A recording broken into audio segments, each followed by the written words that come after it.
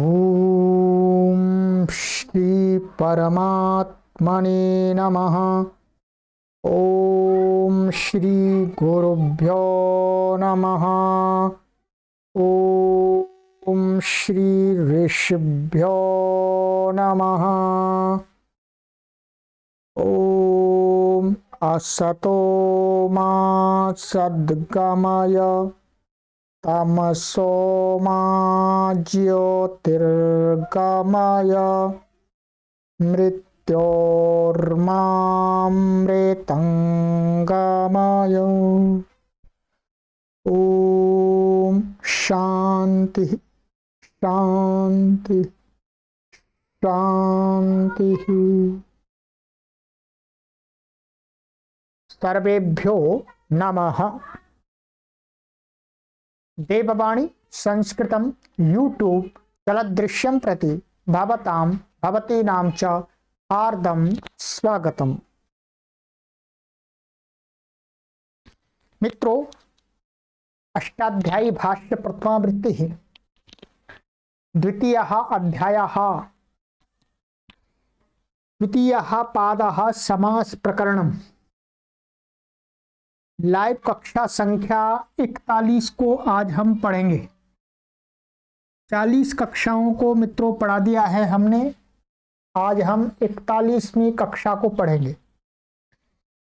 ठीक है।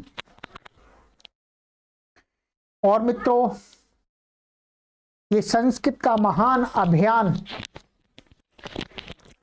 का विस्तार देने के लिए, विस्तार करने के लिए निरंतर हम आप सभी से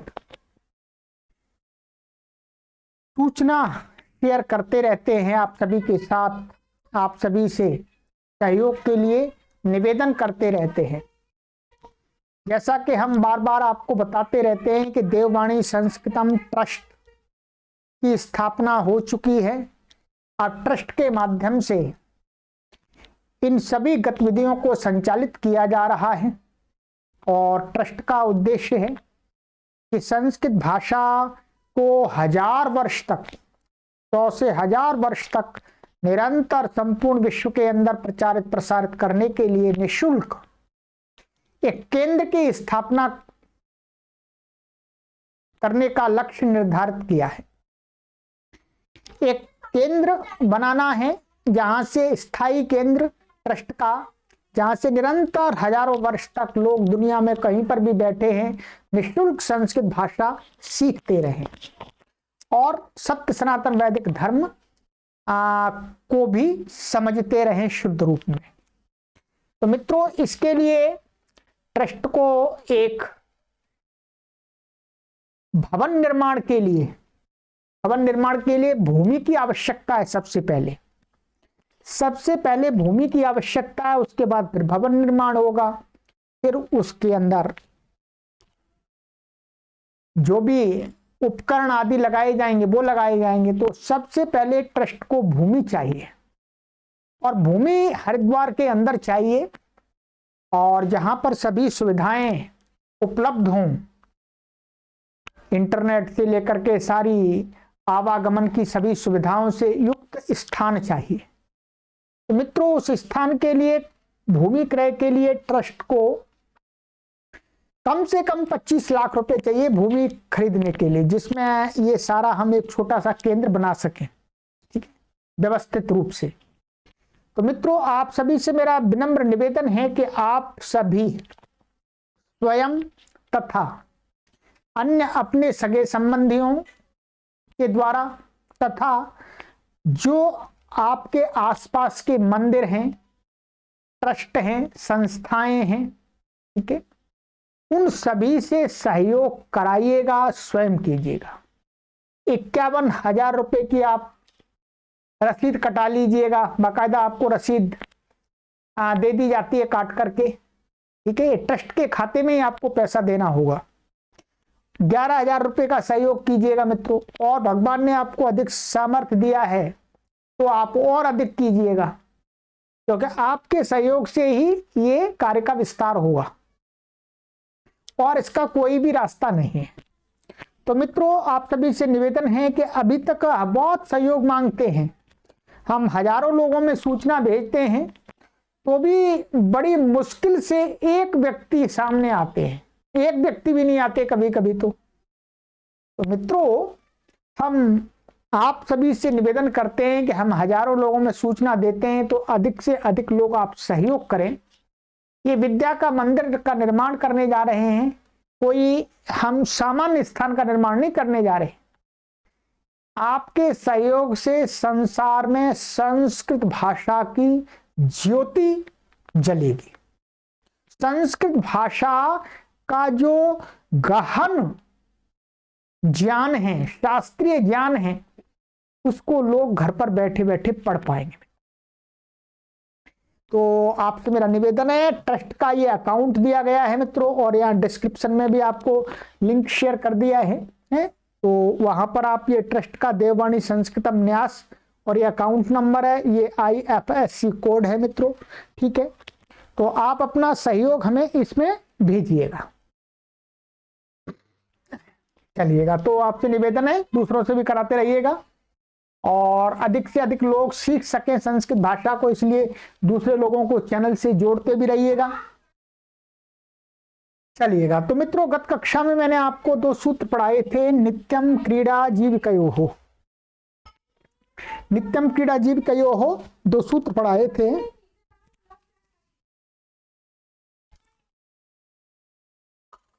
और दूसरा सूत्र था कुगति प्रादयः। ये 2 सूत्र हमने आपको कंप्लीट करा दिए हैं, ठीक है। आज इसके आगे का सूत्र है उपपदमतिं। उपपदमतिं सूत्र संख्या 2-2-19। ये सूत्र थोड़ा सा विशेष है, इसलिए मुझे इस को पढ़ाने के लिए थोड़ा अधिक समय चाहिए। संभव है इस कक्षा में यही सूत्र मैं पढ़ा पाऊंगा आपको। और आप इस कक्षा सूत्र को पढ़ने से पहले आपसे निवेदन करता हूं कि आप अपने पास में एक नोटबुक और एक पेन को रख लीजिएगा, ठीक है। जब भी मैं बोलता हूं ये विशेष सूत्र है, उस समय आप रख लीजिएगा, कुछ बातें आपको नोट करानी होती हैं हमें, ठीक है। चलिए देखते हैं इसके अंदर विशेष क्या है। उपपदम प्रथमा व्यक्ति एकवचनांतम, अतिंग प्रथमा व्यक्ति एकवचनांतम, समासः नतिंग अतिंग नई तत्पुरुषः। अनुवृत्ति इसमें आती है नित्यम, तत्पुरुषः, तुप और समासः, ठीक है। और सहसुपाकी भी ला रहे हैं, परंतु अभी हम देखेंगे कि इसमें सुपा की आवश्यकता है अथवा नहीं है, ठीक है। चलिएगा, आप सबसे पहले अर्थ को समझने से पहले आपको मैं 2 शब्दों का अर्थ समझाता हूं। उपपद क्या होता है और अतिंगंत क्या, ये अतिंग क्या है। उपपदम को समझ लीजिएगा। उपपद शब्द का अर्थ क्या है, ये महर्षि पाणिनि की एक संज्ञा है। क्या है? उपपद यह संज्ञा है।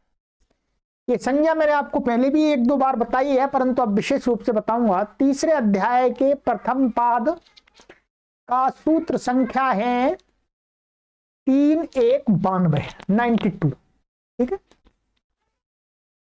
92 है, ये देखिएगा।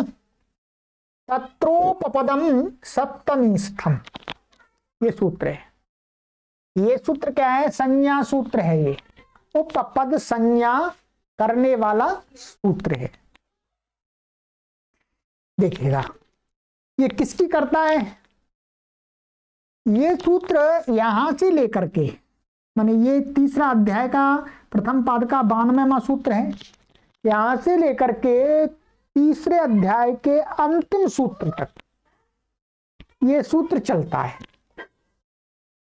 तो ये कहता है कि महर्षि पाणिनि के यहां से आगे के सूत्र जिनमें सप्तमी पड़ी है, जिनमें सप्तमी विभक्ति पड़ी है, वो सप्तमी विभक्ति से निर्दिष्ट जो पद हैं, उन पदों के द्वारा जो कहा जाता है, जिसको कहा जाता है, उन मन तदवाची शब्दों की क्या होती है? उपपद संज्ञा होती है। क्या होती है? उपपद संज्ञा। जैसे आपको हमने उपसर्जन संज्ञा समझाई थी कि प्रथमा निर्दिष्टम समास उपसर्जनम, उसका अर्थ क्या था? उसका अर्थ था कि समास विधाय के सूत्रे प्रथमा विभक्त्या निर्दिष्टम यत् पदम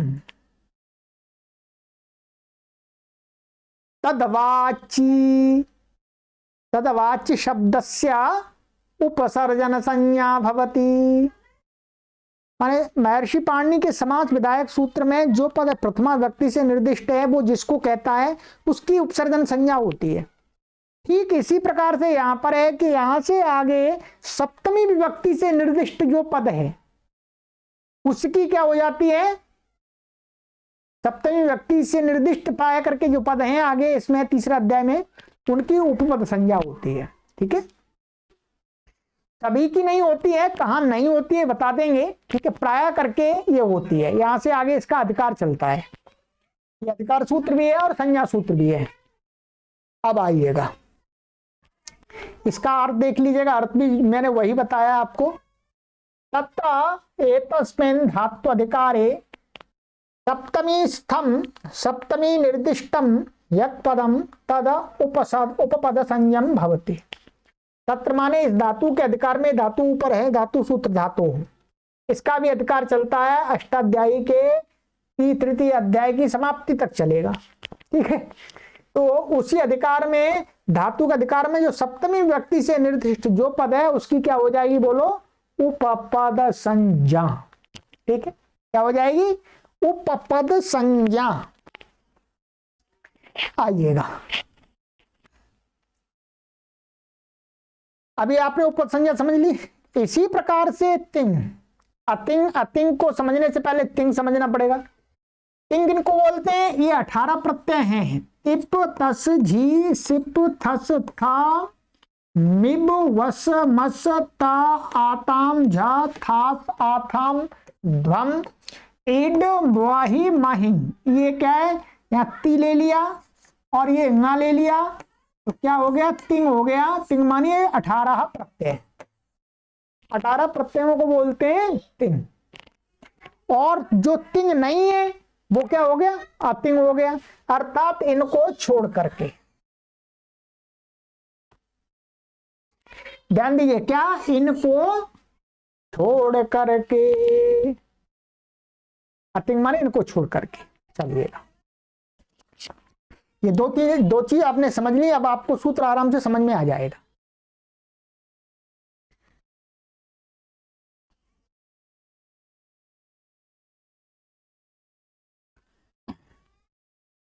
सबसे पहले ये जो सूत्र है इसका जो अर्थ है उस अर्थ में आपको थोड़ा सा परिवर्तन करना पड़ेगा। यहां ये गलत लिखा हुआ है। ये जो शब्द है ये यहां नहीं लिखा जाएगा, ये यहां लिखा जाएगा। क्या है? यहां आपको लिखना है आतिंगंतम।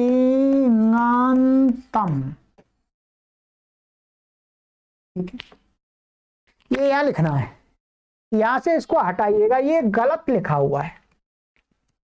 छापने वाले वो ध्यान नहीं दे रहे हैं। ठीक है, यहां पर बिल्कुल गलत है। गलत कैसे है ये हम आपको समझा देंगे। ठीक है, आइएगा आप समझ लीजिएगा। उपपदम अतिङन्तम समर्थेन शब्दांतरेण साह नित्यम समस्यते तत्पुरुषश्च समासो भवति। कहते हैं कि उपपद संयम, उपपद संज्ञा है जिसकी ऐसा शब्द समर्थ। ठीक है,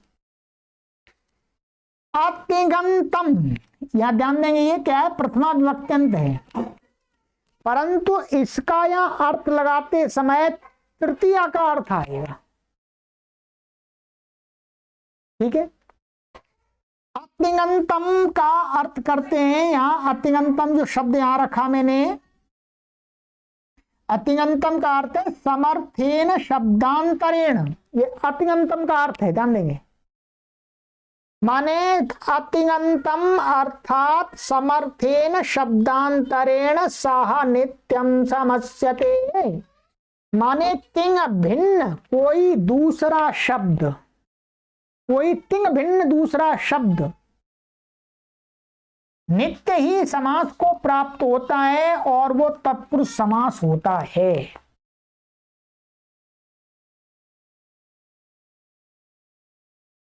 अब आपको कठिनाई आ सकती है, कठिनाई इसलिए आ सकती है कि इसमें जो लिखा है वो गलत लिखा है और उसको मैंने कटवाया है। अब आपको परेशानी होगी। आप पहले तो ये सोचेंगे गुरुजी ने कटवा क्यों दिया, पुस्तक में लिखा हुआ है, पुस्तक में बिल्कुल गलत लिखा हुआ है। ये मैं आपको अभी बताऊंगा कि दूसरी जगह कैसे लिखा हुआ है। ठीक है, यहां देंगे, मैंने बताया। आइए, अतिगंतम ये क्या है, प्रथमा विभक्ति है, परंतु इसका अर्थ क्या है, समर्थेन शब्दांतरेण, ये इसी के अर्थ को खोला है। तिंग भिन्न माने कोई भी उपपद संज्ञक शब्द तिंग भिन्न अन्य किसी शब्द के साथ में, सुबंत नहीं ले रहे, आप ध्यान देंगे। यहां शब्दांतरण कहने से सुबंत नहीं है, सुबंत हो चाहे असुबंत हो, ठीक है। उपपद जिसकी संज्ञा होगी वो तो सुबंत होता है, वो तो सुबंत होता ही है, ठीक है। क्योंकि सप्तमी विभक्ति से निर्दिष्ट पद की उपपद संज्ञा होती है और सप्तमी विभक्त्यंत जो पद होता है वो होता है आपका सुबंत। तो ये तो अपने आप बन जाएगा उपपदम, ये तो सुबंत है। परंतु अतिगंत माने तिंग से भिन्न, या परेशानी आती है, तिंग से भिन्न के साथ में समास होता है। तिंग से भिन्न माने सुबंत हो चाहे नहीं हो, कोई परेशानी नहीं, शब्द होना चाहिए और तिगंत नहीं होना चाहिए। तिगंत माने पठती, गच्छति, भवति, भवसी आदि नहीं होना चाहिए। जैसे उदाहरण, कुंभम करोति कुंभकारः, नगरम करोति नगरकारः, माने घड़े को बनाने वाला कुम्हार और नगर को बनाने वाला जो वास्तुशास्त्र, माने जो ये आजकल घरों का नक्शा बनाते हैं अथवा नगर नक्शा बनाते हैं, अथवा जो बड़े बड़े बिल्डर हैं, बिल्डर को भी कह सकते हैं नगरकार, तो बड़ी बड़ी कॉलोनियां बना देते हैं। ठीक है, देखिएगा, आइएगा, पहले इसको देख लेते हैं।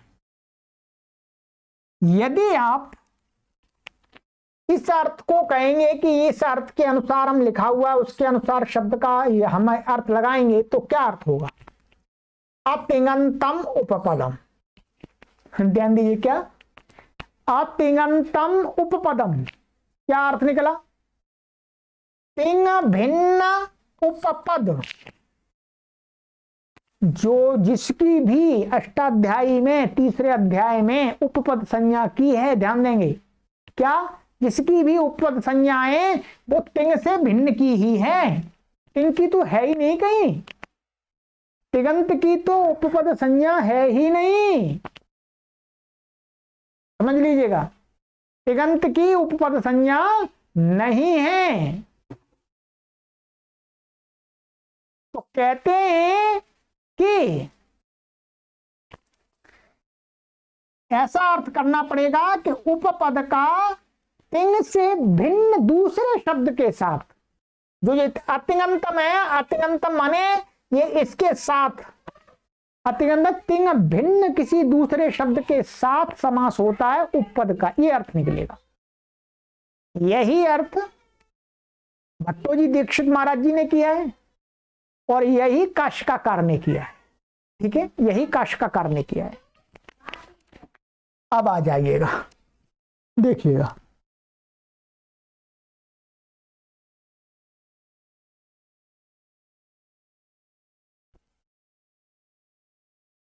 कुंभम करोति कुंभकारा नगरकारः, इसकी देखिएगा यहां पर ये लिखा हुआ है, ये मैं आप काशिका का अर्थ दिखा देता हूं, पहले अर्थ भी दिखा देता हूं, सिद्धि करा दूंगा आपको।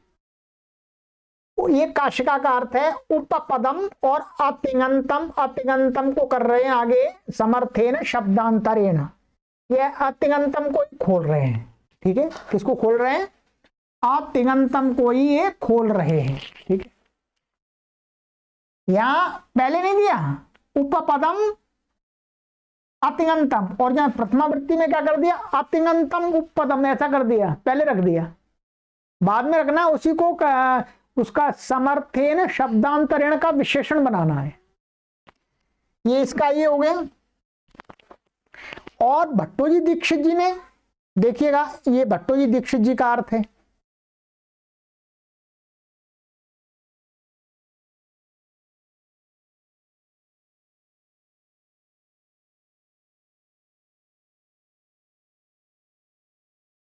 ये भट्टोजी दीक्षित महाराज जी का अर्थ है, देख लीजिएगा क्या लिखा है। उपपदम सुबंतम समर्थेन नित्यम समस्यते, ये उन्होंने बहुत शॉर्टकट में किया है। उपपद कोई भी सुबंत, क्या? उपपद कोई भी सुबंत समर्थेन नित्यम समस्यते, समर्थ शब्दांतर के साथ में समास को प्राप्त होता है।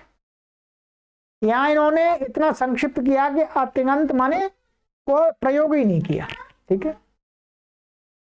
उदाहरण में हम आपको बताएंगे, अभी पहले सिद्धि कर लेते हैं, फिर आपको उदाहरण में बता देंगे कि अतिंग वास्तव में किसको कह रहे हैं, ठीक है। चलिएगा अब आइएगा, एक बार हम इसकी सिद्धि कर लेते हैं, सिद्धि कर लेते हैं। आइए,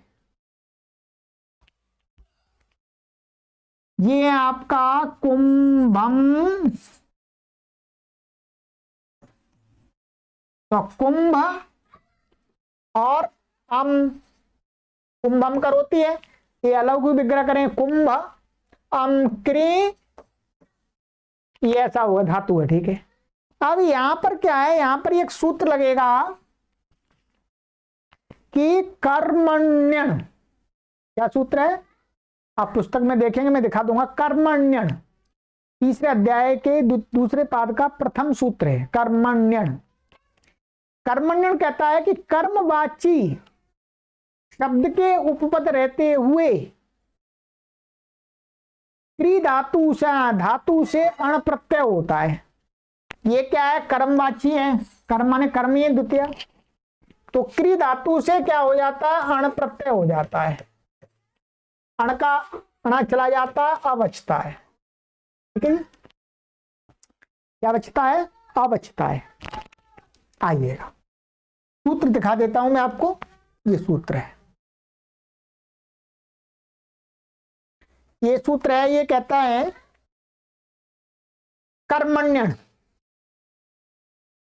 कर्मणि उपपदे धातु अण प्रत्यय भवति, कुंभम करोति थी कुंभकारः नगरकारः आदि आदि बने हैं। तो इससे क्या हो गया? अण प्रत्यय हुआ है, वहां लिखा हुआ है सूत्र, उसी सूत्र में लिखा भी है, यहाँ पर गुरुजी ने लिखा भी है। केवल यहाँ इतना कर्मण्यन ये लिखा हुआ है, सिद्धि परिशिष्ट 1:38 में की गई है, स्वादुमकारम के समान है, स्वादुमकारम के समान है, पर उसमें कोई अधिक समानता नहीं है, सामान्य आपको मैंने बता दिया। तो अब क्या हुआ? अब ये हो गया आपका, ध्यान देंगे, कुंभ और क्री अण का अवचा, ठीक है। अब क्या है? यहां पर ये प्रत्यय किससे हुआ है? धातु से हुआ है, तो धातु के अंग संज्ञा है, यस्मात् प्रत्यय विधिष्ठात् प्रत्यंगम, और अंग संज्ञा होने से अंग के अधिकार में अचो इणति माने इणित प्रत्यय के परे रहते अंग को वृद्धि हो जाएगी, वृद्धि होकर के सारे सूत्र लग करके क्या बन जाएगा? इसको क्री को कार हो जाएगा, कार और अ ऐसा बन गया। तो क्या स्थिति हो गई आपकी? ध्यान देंगे, कुंभ और ये और कार ये हो गया, ठीक है। अब क्या है? अब इसको देखेंगे, कुंभ शब्द की हाँ उपपद संज्ञा है। उपपद संज्ञा इसलिए है क्योंकि यहां पर ये कर्मणि, ये सप्तमी से निर्दिष्ट पद है, और इसके द्वारा उक्त कौन सा पद है? इसमें ये है, तो इसकी क्या है? तत्रोपपदम सप्तमी स्थम, जो अभी देखा, तत्रोपपदम सप्तमी स्थम से क्या है? उपपद संज्ञा। तो उपपद संज्ञा होने से अब क्या करेंगे, अब सूत्र पढ़ रहे हैं, उपपदम अतिंग। क्या? उपपदम अतिंग माने उपपद, ये सुबंत हो गया, सुबंत तो है उपपद संज्ञा। और क्या है? तिंग भिन्न, तिंग भिन्न। अब सुबंत की आवश्यकता नहीं, पहले हम क्या कर रहे थे, सुबंत का से के साथ समास कर रहे थे। अब क्या है, अब हम कर रहे हैं तिंग से भिन्न। तिंग से भिन्न सुबंत भी हो सकता है, सुबंत से बिना सुबंत भी हो सकता है, तिंग नहीं होना चाहिए। तो अब ये क्या हो गया, तिंग से भिन्न हो गया। ये क्या है, ये तिंग से भिन्न है। अतिंग माने तिंग से भिन्न।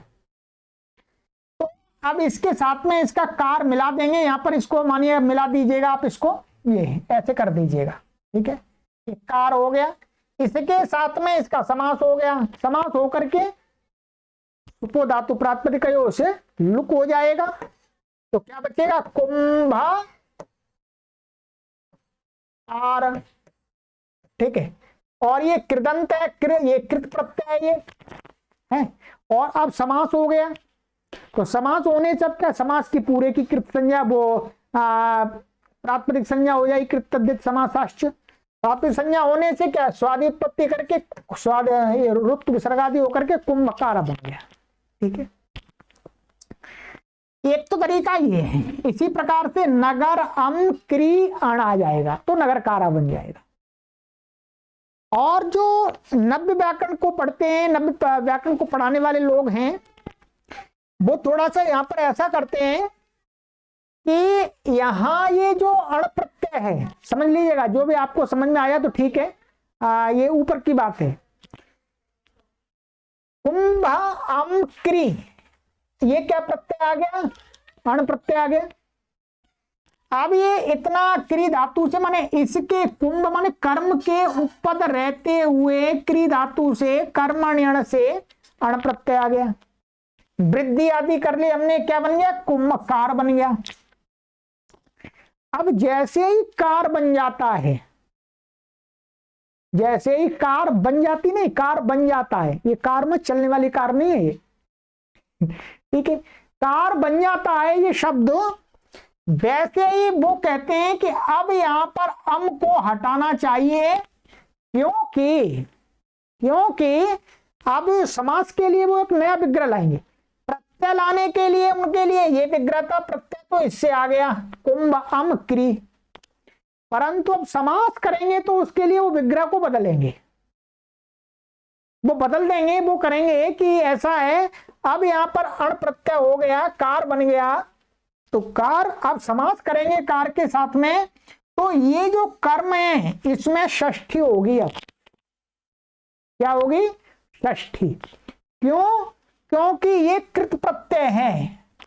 कृत प्रत्यय के योग में कर्तृकर्मणोः कृति माने कृदंत के कर्ता और कर्म में षष्ठी होती है।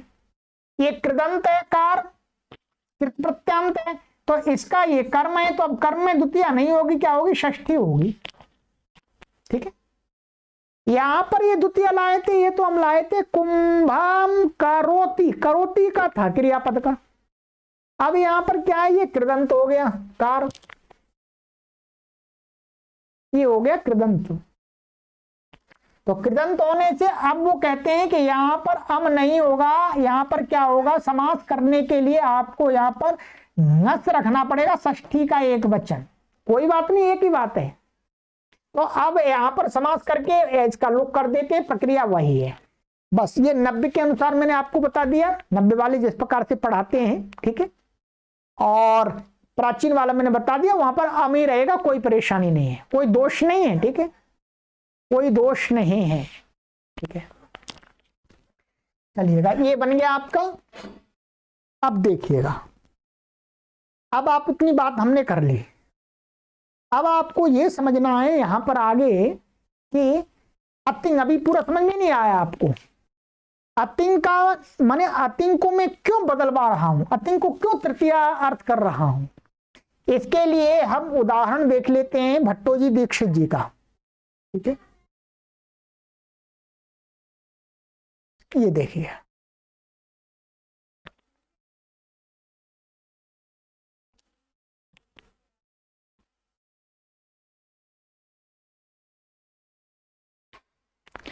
ये है भट्टोजी दीक्षित जी ने यहां पर उदाहरण दिया है। ठीक है,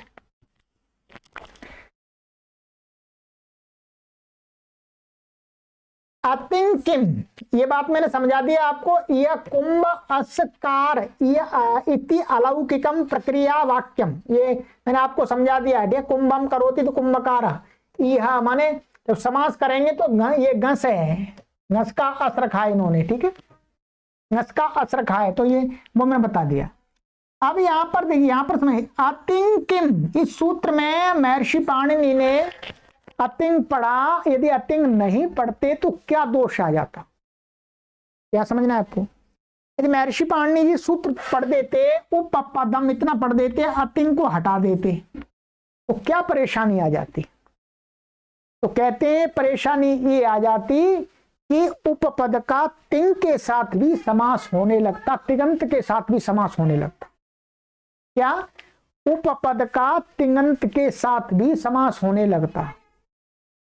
तो कहते कहां होने लगता, तो भट्टोजी दीक्षित कहते हैं कि ऐसे मां भवान भूत, ध्यान दीजिए, मां भवान भूत, ये उदाहरण है। ये क्या है, मां अव्यय है, मांगे जिसको है, और भवान माने आप, भूत ये लुंग लकार का प्रयोग है। कहां का है, लुंग लकार का है, लुंग लकार का है। लुंग लकार में इसको मांग के योग में अट आगम का निषेध हो जाता है, अट आगम नहीं होता है, नहीं तो अभूत बनता। परंतु यहां मांग है, ये मां तो इसलिए मां के योग में लुंग लकार में अट आगम नहीं होता है। न मांग योगे, सूत्र 6वें अध्याय के 4थे पाद में, न मांग योगे माने मांग और न मांग योगे माने मांग के योग में अट और आट आगम नहीं होते हैं। तो ये इस प्रकार से रहा, मां भवान भूत। अब यहां पर क्या है, कहते हैं कि मांगी लुंग, ये सूत्र है 3 अध्याय के 3 पाद में। क्या है, मांगी लुंग, मांग के उपपद रहते हुए धातु से लुंग लकार होता है। चलिएगा मैं दिखा देता हूं आपको, कोशिश करता हूं।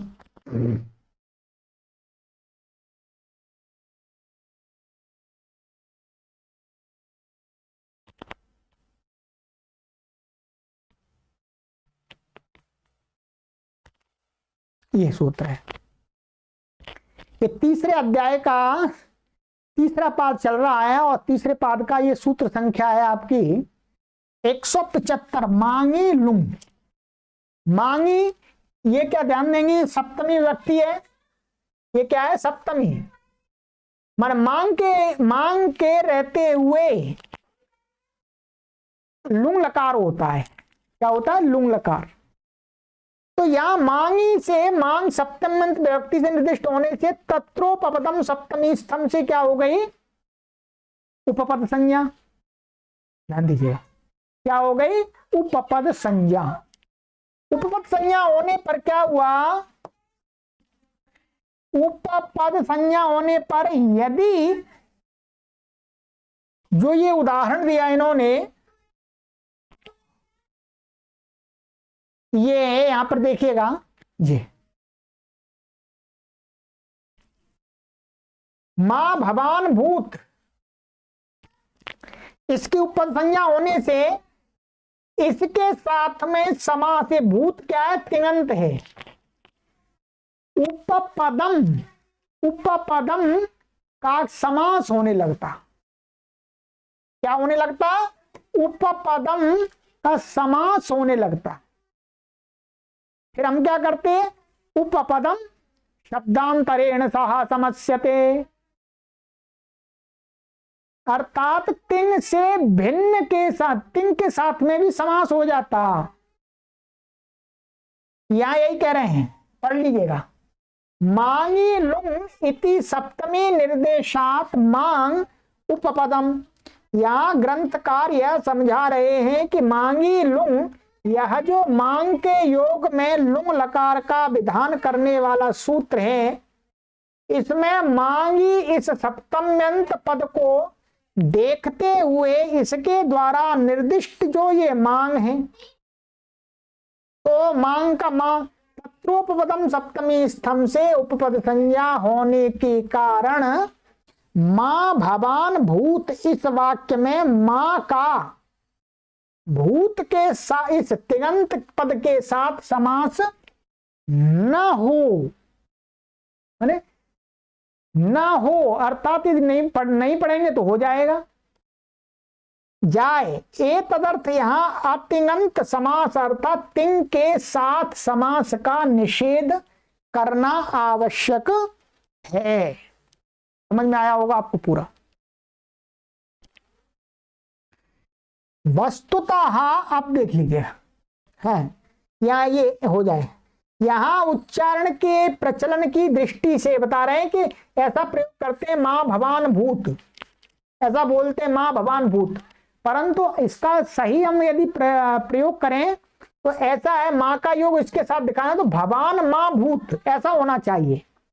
क्या है, मां का संबंध क्रियापद भूत के साथ होने से भवान मां भूत ऐसा प्रयोग होना चाहिए। ठीक है, गलत वो भी नहीं है जो संस्कृत में शब्दों को आगे पीछे प्रयोग कर देते हैं। तो ऐसी स्थिति में मां का भूत के साथ समास हो सकता था यदि अतिंग नहीं पढ़ते तो, तिंग का निषेध नहीं करते तो। अब यहां पर तिंग किसको बोल रहे हैं, माने अतिंग के द्वारा किसका प्रतिषेध कर रहे हैं, इसका कर रहे हैं, भूत का। किसका कर रहे हैं, भूत का कर रहे हैं। उपपद के साथ में तिंग अतिंग का संबंध नहीं लगा रहे हैं। क्या अतिंग का संबंध उपपद के साथ तो नहीं लगा रहे, तो बाद वाले पद के साथ लगा रहे हैं। उपपद तो ये है यहां पर मां, उपपद तो इसकी संज्ञा है, तो अतिंग के साथ ना हो जाए, माने अतिङन्ते ना, वो तिङन्त के साथ ना हो जाए तो अतिङन्ते ना ऐसा कह रहे हैं, ऐसा प्रयोग होना चाहिए। अतः उसको रोकने के लिए सूत्र में अतिंग पढ़ा गया है। बस अभी आपको इतना ही समझना है, अभी इसमें बहुत लंबे तर्क वितर्क हैं, वो आप अभी नहीं समझ सकते। ठीक है, तो अब आपको मैंने बता दिया। इसी प्रकार यहां पर भी एक काशिका में देख लीजिएगा। काशिका में क्या है, अतिंग इति किम, अतिंग इति किम, इसका भी उदाहरण दिया। ए धानाहार को व्रजती है, व्रजती, तो यहां व्रजती इस तिङन्त के साथ इसका समास ना हो जाए, है तिङन्त के साथ में इसका समास ना हो जाए, इसलिए यहां पर अतिंग अर्थात बाद में तृतीयांत के अर्थ के साथ इसका संबंध लगता है, उपपद के साथ में इसका संबंध नहीं लगता है। चलिएगा,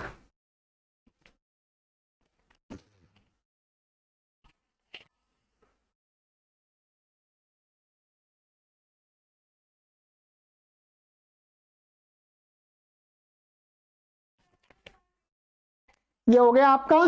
चलिएगा, तो अब मित्रों मैंने आपको ये बात समझा दी कि यहां पर आपको आज की कक्षा इसी के नाम हुई है, उपपद मतिंग, उपपदम मतिंग। ठीक है, तो तिंग भिन्न के साथ में उपपद संज्ञक शब्द का समास हो जाता है, और भी इसी प्रकार के बहुत सारे आएंगे। तो ये मैंने आपको समझा दिया, नित्य समास होता है ये। तो इसके बाद आगे सूत्र आ रहा है हमारा, है